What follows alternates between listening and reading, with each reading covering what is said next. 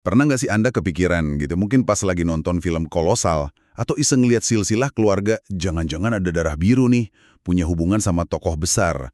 Mungkin raja, ratu, atau, wah sekalian aja, Kaisar Romawi Suci Charlemagne. Aktor Christopher Lee itu kan, ya ampun, dia vokal banget ngaku keturunan langsung Charlemagne oleh bat ibunya, keluarga Karandini dari Itali. Kayaknya ada semacam daya tarik romantis gitu ya, kalau punya leluhur hebat. Rasanya kayak ada benang emas nyambungin kita langsung ke buku sejarah. Nah, hari ini kita mau bedah lebih dalam nih bab 4 dari bukunya Adam Rutherford, A Brief History of Everyone Who Ever Lived. Judulnya aja udah bikin penasaran. Ketika kita menjadi raja. Sumber ini benar-benar nantang intuisi kita soal garis keturunan. Pakai genetika dan ini yang seru, matematika.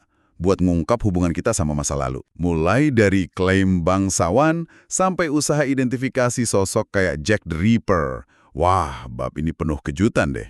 Misi kita kali ini yaitu memilah mana fakta ilmiah yang kadang bikin melongo, mana mitos populer yang seringnya lebih seru, tapi ya kurang pas gitu, soal DNA dan leluhur. Oke deh, mari kita bongkar bareng-bareng.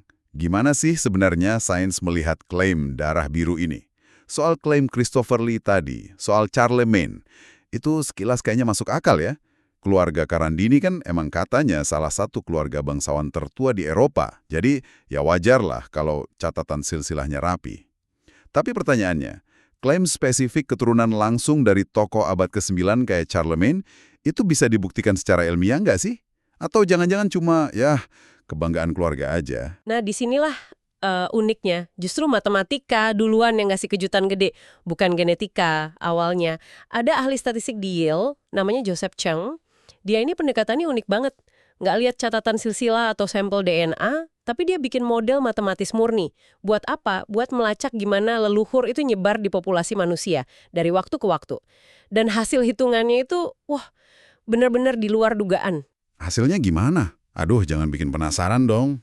Gini, model Chang itu nunjukin kalau Anda ambil semua orang Eropa yang hidup sekarang nih. Mereka semua itu pasti punya minimal satu, leluhur bersama. Dan leluhur ini hidupnya relatif belum lama loh. Coba tebak kapan? Eropa kan sejarahnya panjang banget ya. Mungkin 2000 tahun lalu zaman Romawi gitu. Lebih baru lagi. Justru itu yang bikin kaget. Model Chang nunjuk angka sekitar 600 tahun yang lalu. 600 tahun? Iya, 600 tahun. Artinya ada seseorang yang hidup di Eropa sekitar abad ke-14 atau 15, mungkin ya di desa kecil mana gitu, yang kalau garis keturunan yang nggak putus sampai sekarang, orang itu jadi leluhur setiap orang keturunan Eropa di planet ini. Serius? Cuma 600 tahun? Itu kan zaman perang 100 tahun, awal Renaissance. Rasanya kayak baru kemarin ya kalau skala sejarah bumi. Sulit dipercaya ini. Terus gimana dong sama Charlemagne? Dia kan hidupnya jauh sebelum itu. Abad ke-8, ke-9. Itu udah lebih dari 1200 tahun lalu. Lewat banget dari titik 600 tahun tadi. Apa model Chang ini bisa ngejelasin juga? Oh, tentu bisa. Justru disinilah temuan Chang jadi makin mencengangkan. Dan relevan banget sama klaim Christopher Lee atau tema ketika kita menjadi raja ini. Chang itu ngedorong modelnya lebih jauh lagi ke masa lalu. Dia nemuin kalau kita mundur sekitar 1000 tahun ya, kurang lebih ke zaman Charlemagne lah, sesuatu yang luar biasa terjadi secara matematis. Oke. Saya siap kaget lagi nih. Apaan tuh?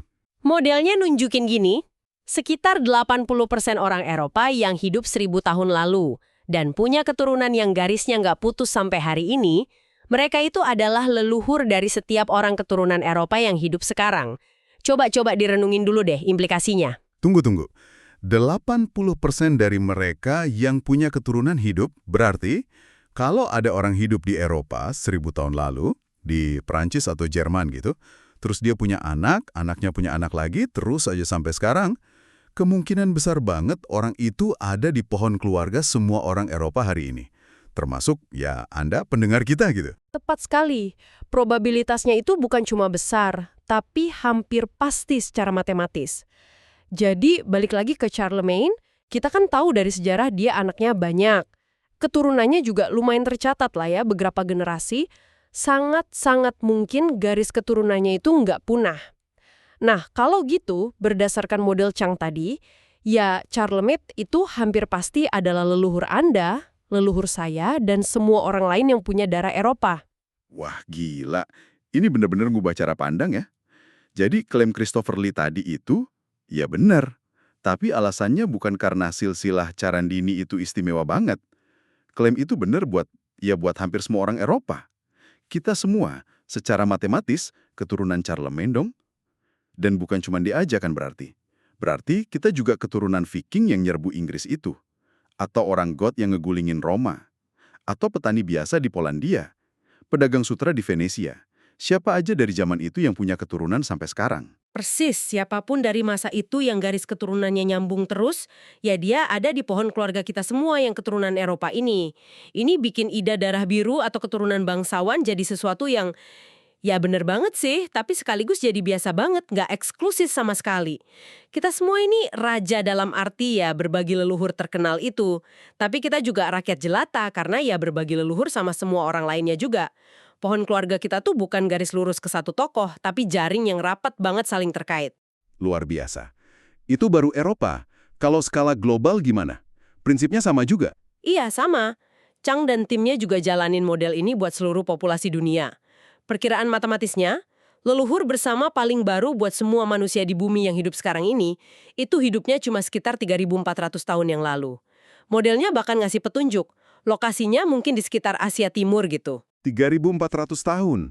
Itu kan zaman perunggu akhir ya. Sejaman sama Tutankhamun di Mesir atau Perang Troya kalau di legenda Yunani. Ini artinya kita semua, dari Papua Nugini sampai Patagonia, Skandinavia sampai Afrika Selatan, nyambung semua dalam satu jaring keluarga raksasa seplanet ini. Dan titik sambungnya itu belum lama-lama banget secara evolusi. Wah, ini benar-benar ngedefinisin ulang arti manusia ya. Kita ini beneran satu keluarga besar. Oke. Jadi matematika ngasih gambaran gede yang mengejutkan soal keterhubungan kita. Tapi kan orang seringnya nggak puas cuma sama statistik kemungkinan. Pengennya bukti konkret, nama spesifik di silsilah. Nah, bisakah DNA ini melangkah lebih jauh? Benar-benar nunjuk ke leluhur terkenal tertentu, bukan cuma kemungkinan matematis. Disinilah kasus penemuan kembali Raja Richard III dari Inggris jadi relevan banget. Ingat kan, yang kerangkanya ketemu di bawah parkiran di Leicester itu? Betul sekali. Proyek Richard III ini contoh bagus banget lah gimana investigasi kayak gini seharusnya dilakuin. Ini bukan cuma soal DNA aja, tapi gabungan banyak ilmu. Arkeologi buat gali dan lihat konteksnya, analisis tulang atau osteologi buat nentuin umur, jenis kelamin, ciri fisik kayak skoliosis parah yang cocok sama catokan sejarah, terus penanggalan radiokarbon buat mastiin zamannya, dan ya tentu analisis silsilah plus DNA.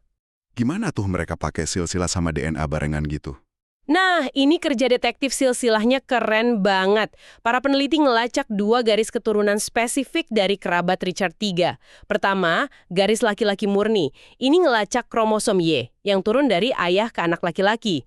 Mereka urut dari Edward III, kakek buyutnya Richard III, sampai ke keturunan laki-laki yang masih hidup sekarang. Kromosom Y ini kan harusnya relatif nggak berubah ya antar generasi. Oke, itu yang pertama. Terus yang kedua? Yang kedua, dan ini yang ternyata penting banget, itu garis perempuan murni. Mereka ngelacak DNA mitokondria atau MTDA. Ini kan cuma diwarisin dari ibu ke semua anaknya, tapi cuma anak perempuan yang nurunin lagi. Nah, mereka telusuri garis ini dari Anne of York, kakaknya Richard III, sampai ke keturunan yang hidup sekarang, bisa laki-laki atau perempuan. Salah satunya itu pembuat mebel di Kanada, namanya Michael Ibsen. Jadi mereka ambil sampel DNA dari kerangka yang ketemu itu, terus dibandingin sama DNA-nya Michael Ibsen ini, dan keturunan laki-laki dari garis Edward III tadi. Hasilnya gimana? Cocok nggak? Nah, disinilah ceritanya jadi menarik nih, dan nunjukin betapa rumitnya genetika itu. Untuk MTDA, kecocokannya sempurna. DNA mitokondria dari tulang kerangka itu plek-jiplek sama MTDA-nya Michael Ibsen dan satu keturunan lain dari garis Anne of York. Ini bukti genetik yang kuat banget buat bilang itu emang Richard III. Wah, berhasil dong. Berarti DNA bisa ya? Tapi tadi Anda bilang ada kompleksitas. Gimana tuh? Iya, jadi masalahnya ada di sisi kromosom Y. Ternyata tipe kromosom Y dari kerangka itu nggak cocok sama tipe kromosom Y dari 5 keturunan laki-laki modern yang ditelusuri dari garis Edward III tadi. Loh, nggak cocok. Kok bisa? Apa itu artinya kerangkanya bukan Richard III?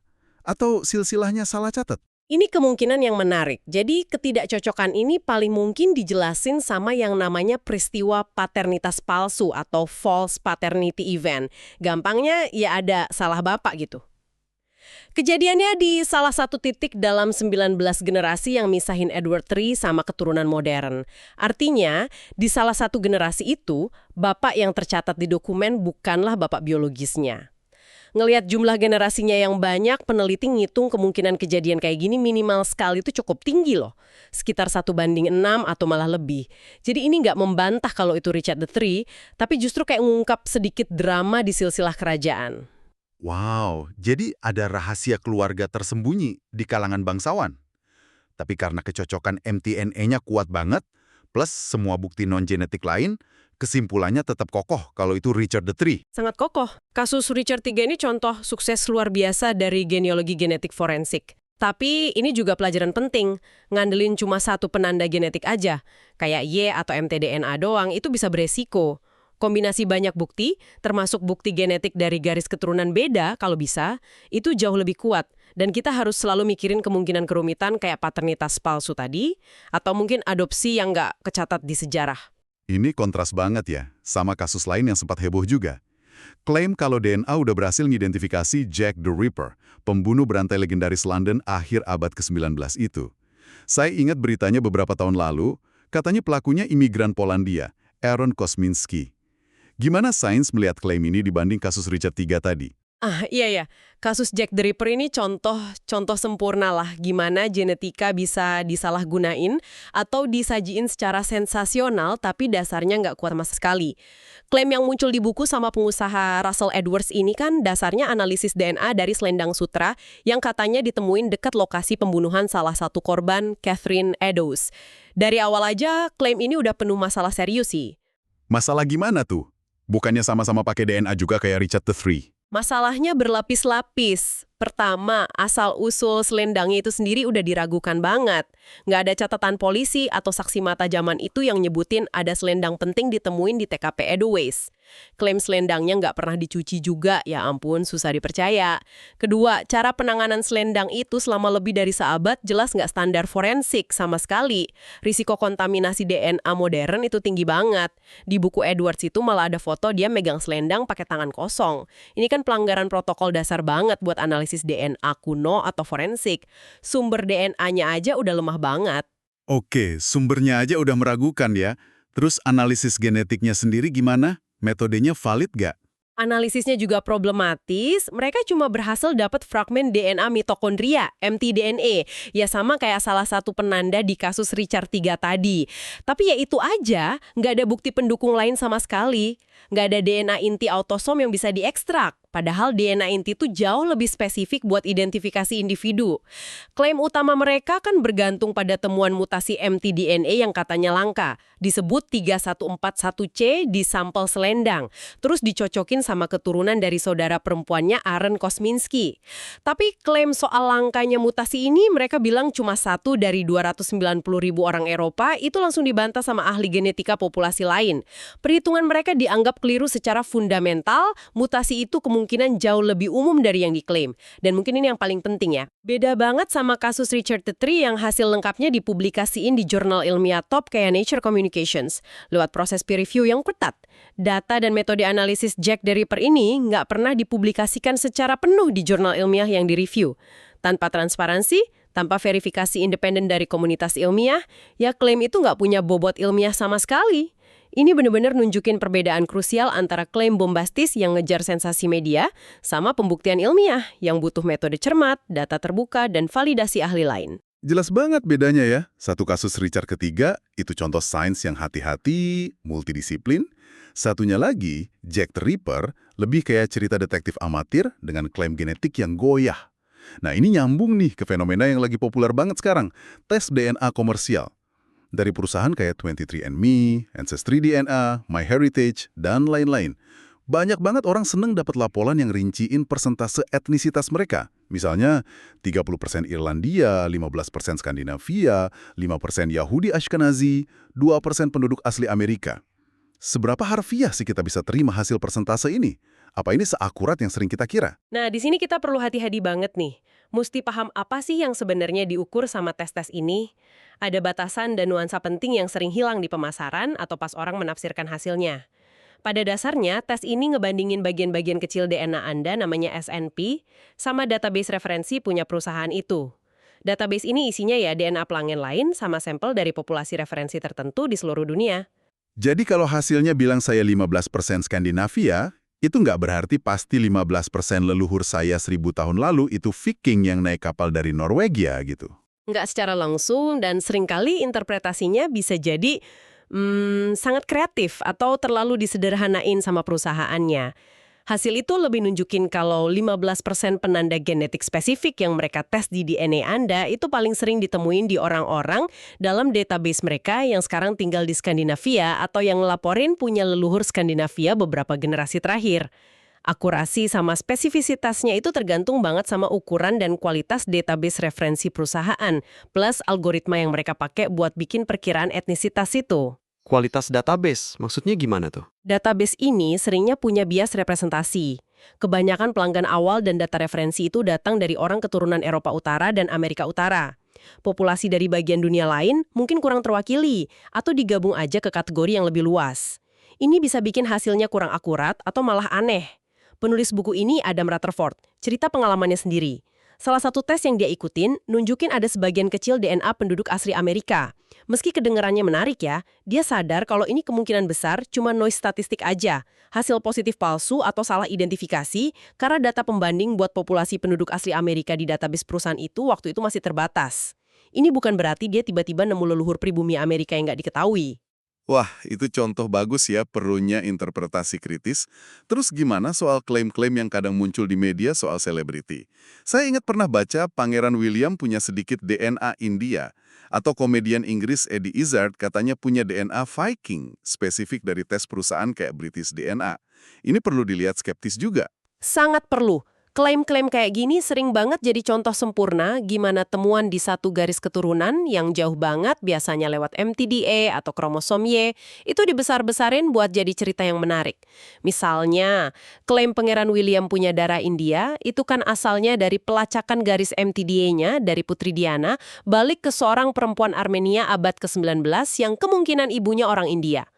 Itu cuma satu dari ribuan garis leluhurnya di generasi itu. Nggak berarti dia jadi secara signifikan India gitu. Dan kalau klaim soal DNA Viking? Gagasan kalau ada penanda DNA spesifik yang bikin seseorang jadi Viking, kayak yang sering dipromosiin beberapa perusahaan tes, terutama yang namanya pakai nama geografis ya, kayak Britain's DNA atau Scotland's DNA, itu sangat menyesatkan secara ilmiah.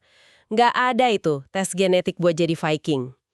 Kalau kita ingat sejarah panjang migrasi, penyerbuan, perdagangan, percampuran di seluruh Eropa selama zaman Viking, dan sesudahnya, ya kalau Anda punya keturunan Eropa, Anda itu hampir pasti punya beberapa leluhur yang secara budaya atau geografis bisa dianggap Viking atau Skandinavia. Nemuin tipe kromosom Y atau mtDNA yang umum di Skandinavia modern, itu nggak otomatis bikin Anda lebih Viking dibanding tetangga Anda yang sama-sama keturunan Eropa. Penting banget ingat lagi, kromosom Y dan mtDNA itu cuma mewakili bagian yang sangat amat kecil dari warisan genetik kita, semua. Kurang dari 3% lah kalau digabung. Sebagian besar DNA kita datang dari 22 pasang kromosom otosom lainnya. Kelompok murni, tapi lebih kayak jaring yang luar biasa kusut, padat, dan saling nyambung, di mana garis-garisnya itu ketemu lagi, nyatu lagi seiring waktu. Jadi, apa artinya semua ini, gitu ya, kalau kata orang?